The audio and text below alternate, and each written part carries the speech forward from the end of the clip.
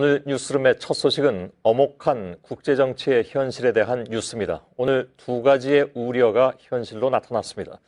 그동안에 미국은 한국, 일본과 함께 북한에 대한 초고강도 제재 카드를 논의해왔습니다. 이제 마지막 관문은 중국이었고, 그래서 오늘 베이징에서 열린 미국과 중국 외교 수장의 담판이 주목됐습니다. 그러나 중국은 북핵은 대화와 협상을 통해서 해결해야 한다면서 미국의 거부 입장을 분명히 했습니다. 또 한 가지, 박근혜 대통령이 제안한 오자회담 역시 중국과 러시아가 대놓고 반대해서 사실상 물 건너간 분위기입니다. 관련해서 중국의 관보인 환구시보가 내놓은 논평을 보면 한국에 대해서 듣기에 따라서는 모욕적인 표현까지 동원하고 있습니다. 중국에 경사됐다는 우려까지 나왔던 한국 외교의 결과가 이렇게 나타나고 있는 것에 당혹스럽다는 반응이 나옵니다. 박근혜 정부가 사드 배치를 전격적으로 결정했습니다. 그간 국내외 반대 여론이 높았지만 청와대가 직접 미국과 논의해 독단적으로 밀어붙였다고 하는군요.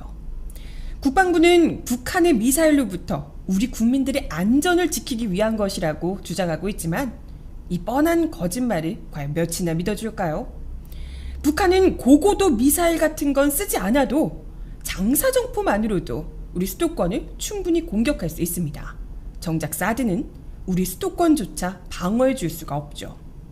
그렇다면 결과적으로 이 말 많은 사드는 오로지 미국 본토를 위협하는 장거리 미사일을 방어하기 위해 배치하는 거란 얘기입니다. 바로 무섭도록 성장하며 패권을 위협하는 중국을 견제하기 위함이죠. 그래서 중국이 경제 제재부터 군사 대응까지 거론하며 저토록 질색팔색하는 겁니다. 결국 자국에는 아무런 실익도 없는 것을 오히려 중국과 러시아의 보복 가능성까지 무릅쓰며 오로지 미국의 이익을 지켜주려 하는 일이라는 것인데 이게 과연 주권 국가가 맞냐 묻지 않을 수가 없습니다. 그런데 박근혜 정권은 이 사드 결정을 박근혜 정권이 굉장히 강력하게 추진한 것 같거든요. 어떻게 보면 미국보다 더 설치는 것 같아요.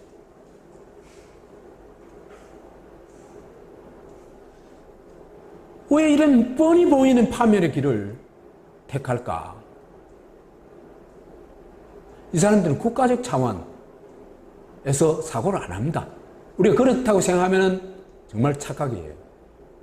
박근혜는 아예 인지 능력이 안 되니까 둘째 치고라도 박근혜 정권으로 볼 때 왜 일로 가게 되는가? 제가 볼 때는요, 이슈를 바꾸려고 하는 것 같습니다.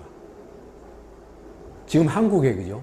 저는 한국에 지금 벗어날 수 없는 핵심적 이슈는 세월호라고 생각합니다. 이 세월호 문제를 해결하지 않고서는요, 한국이 어떻게 할 도리가 없어요. 그런데 이걸, 그죠? 안보 위기, 경제 위기로 바꿔낼 수 있는 게 사드 배치입니다. 중국과의 어떤 적대적 관계, 또 북한과의 적대적 관계를 일부러 막 조성할 수도 있는 겁니다. 왜 그렇게 생각하냐면요, 세월호는요, 이게 진실이 밝혀질 경우에 한국의 반공 독재 세력들은, 그죠? 완전히 뿌리가 뽑혀버립니다.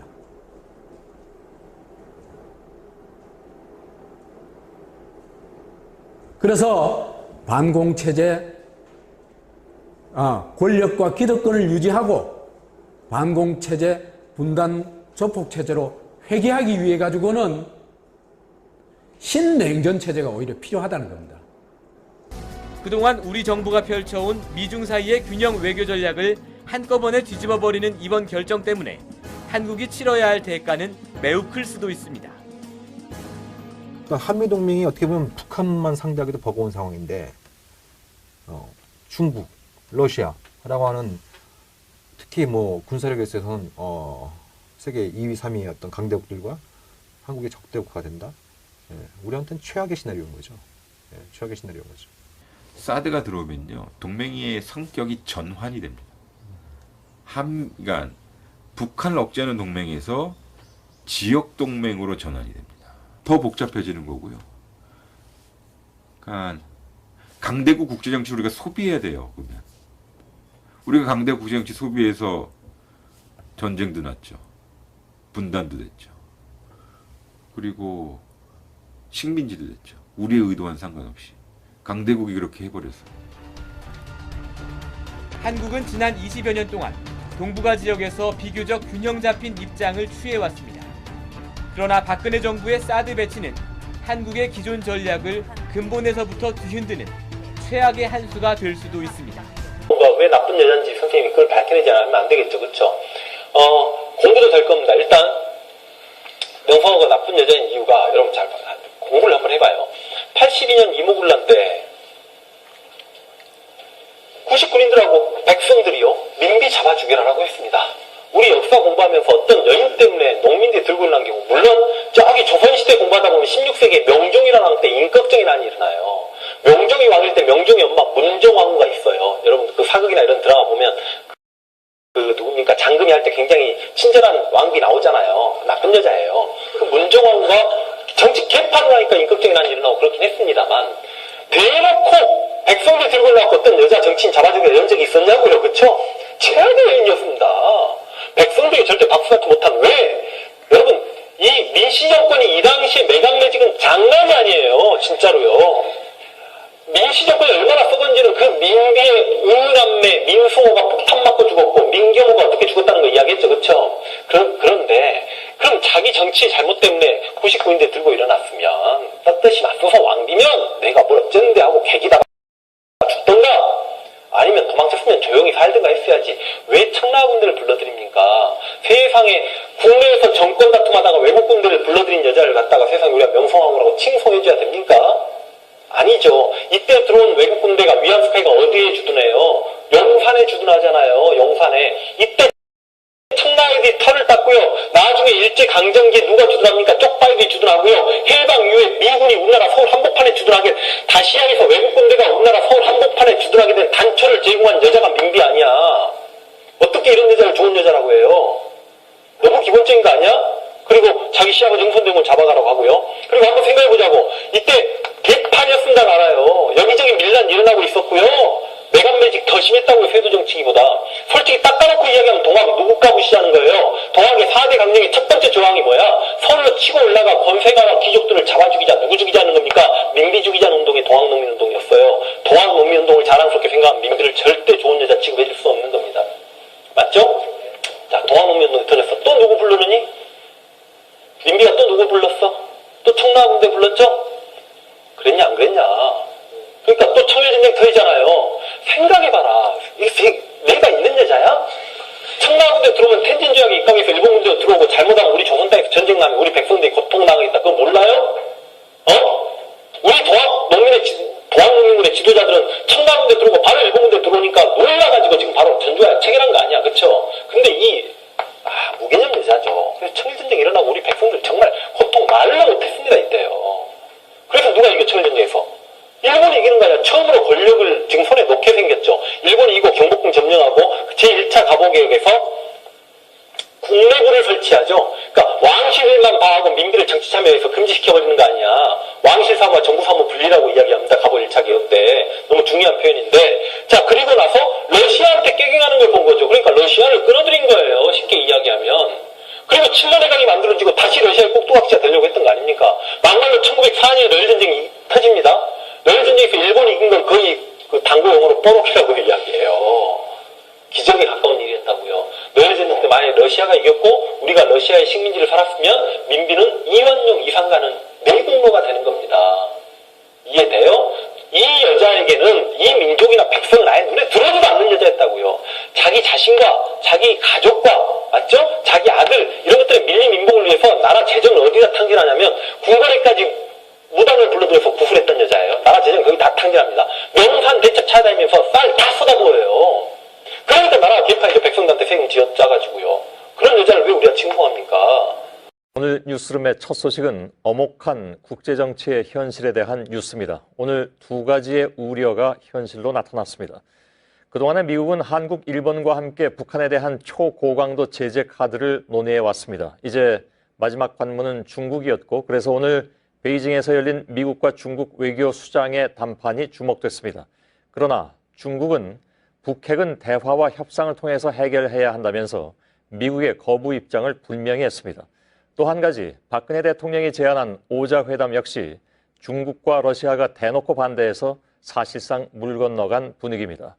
관련해서 중국의 관보인 환구시보가 내놓은 논평을 보면 한국에 대해서 듣기에 따라서는 모욕적인 표현까지 동원하고 있습니다. 중국에 경사됐다는 우려까지 나왔던 한국 외교의 결과가 이렇게 나타나고 있는 것에 당혹스럽다는 반응이 나옵니다. 박근혜 정부가 사드 배치를 전격적으로 결정했습니다. 그간 국내외 반대 여론이 높았지만 청와대가 직접 미국과 논의해 독단적으로 밀어붙였다고 하는군요. 국방부는 북한의 미사일로부터 우리 국민들의 안전을 지키기 위한 것이라고 주장하고 있지만 이 뻔한 거짓말을 과연 몇이나 믿어줄까요? 북한은 고고도 미사일 같은 건 쓰지 않아도 장사정포만으로도 우리 수도권을 충분히 공격할 수 있습니다. 정작 사드는 우리 수도권조차 방어해 줄 수가 없죠. 그렇다면 결과적으로 이 말 많은 사드는 오로지 미국 본토를 위협하는 장거리 미사일이 난 일어나고 그렇긴 했습니다만 대놓고 백성들 들고 나왔고 어떤 여자 정치인 잡아주고 이런 적이 있었냐고요. 그쵸? 최악의 여인이었습니다. 백성들이 절대 박수받지 못한 왜? 여러분 이 민씨 정권이 이 당시에 매각매직은 장난이 아니에요. 진짜로요. 민씨 정권이 얼마나 썩은지는 그 민비의 은남매 민승호가 폭탄 맞고 죽었고 민경호가 어떻게 죽었다는 거 이야기했죠. 그쵸? 그런데 그럼 자기 정치 잘못 때문에 99인대 들고 일어났으면 떳떳이 맞서서 왕비면 내가 뭘 어쩌는데 하고 개기다가 죽던가 아니면 도망쳤으면 조용히 살든가 했어야지 왜 청라군대를 불러들입니까? 세상에 국내에서 정권 다툼하다가 외국 군대를 불러들인 여자를 갖다가 세상에 우리가 명성황후라고 칭송해줘야 됩니까? 아니죠. 이때 들어온 외국 군대가 위안 스카이가 어디에 주둔해요? 영산에 주둔하잖아요. 영산에. 이때 청라애들이 털을 땄고요. 나중에 일제강점기에 누가 주둔합니까? 쪽발들이 주둔하고요. 해방 이후에 미군이 우리나라 서울 한복판에 주둔하게 다시아에서 외국 군대가 우리나라 서울 한복판에 주둔하게 된 단초를 제공한 여자가 민비 아니야. 어떻게 이런 여자를 좋은 여자라고 해요? 너무 기본적인 거 아니야? 그리고 자기 시아버지 흥선대원 잡아가라고 하고요. 그리고 한번 생각해보자고. 이때 개판이었습니다. 알아요. 여기저기 밀란 일어나고 있었고요. 매각매직 더 심했다고요. 세도 정치기보다. 솔직히 딱 까놓고 이야기하면 동학 누구 까부시자는 거예요. 동학의 4대 강령의 첫 번째 조항이 뭐야? 서울로 치고 올라가 권세가와 귀족들을 잡아 죽이자. 누구 죽이자는 겁니까? 민비 죽이자는 운동이 동학농민운동이었어요. 동학농민운동을 잘한 세월호라고 생각합니다. 이 세월호 문제를 해결하지 않고서는요, 한국이 어떻게 할 도리가 없어요. 그런데 이걸 그죠? 안보 위기, 경제 위기로 바꿔낼 수 있는 게 사드 배치입니다. 중국과의 어떤 적대적 관계, 또 북한과의 적대적 관계를 일부러 막 조성할 수도 있는 겁니다. 왜 그렇게 생각하냐면요, 세월호는요, 이게 진실이 밝혀질 경우에 한국의 반공 독재 세력들은 그죠? 완전히 뿌리가 뽑혀버립니다.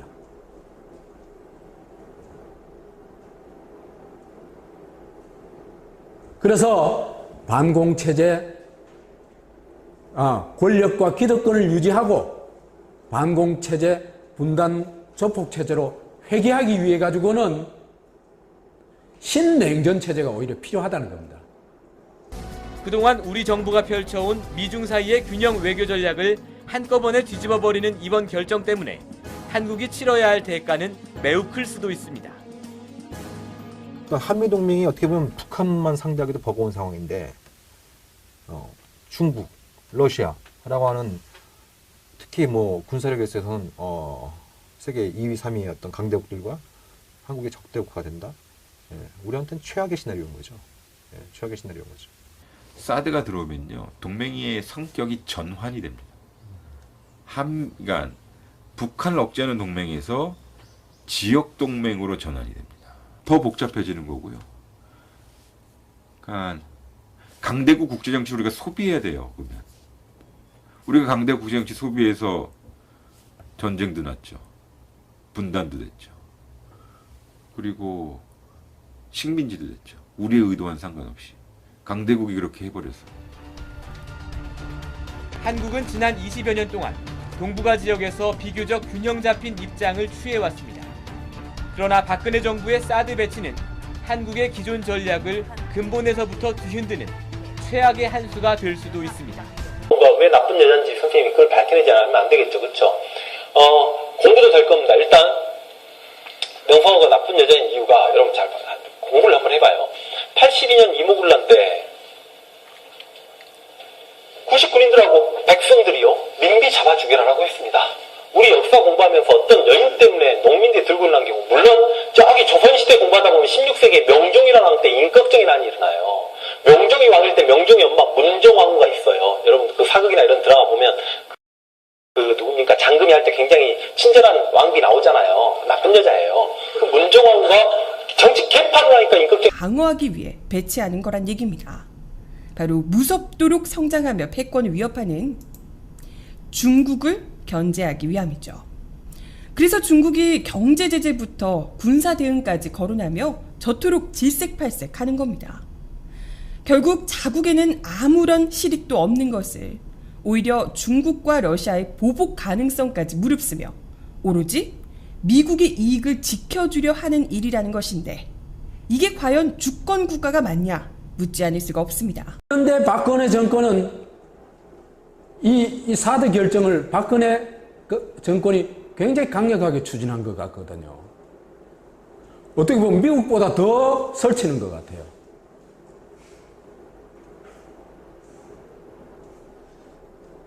왜 이런 뻔히 보이는 파멸의 길을 택할까? 이 사람들은 국가적 차원에서 사고를 안 합니다. 우리가 그렇다고 생각하면 정말 착각이에요. 박근혜는 아예 인지 능력이 안 되니까, 둘째 치고라도 박근혜 정권으로 볼 때 왜 일로 가게 되는가? 제가 볼 때는요, 이슈를 바꾸려고 하는 것 같습니다. 지금 한국에, 그죠? 저는 한국 문제에, 한국에 지금 벗어날 수 없는 핵심적 이슈는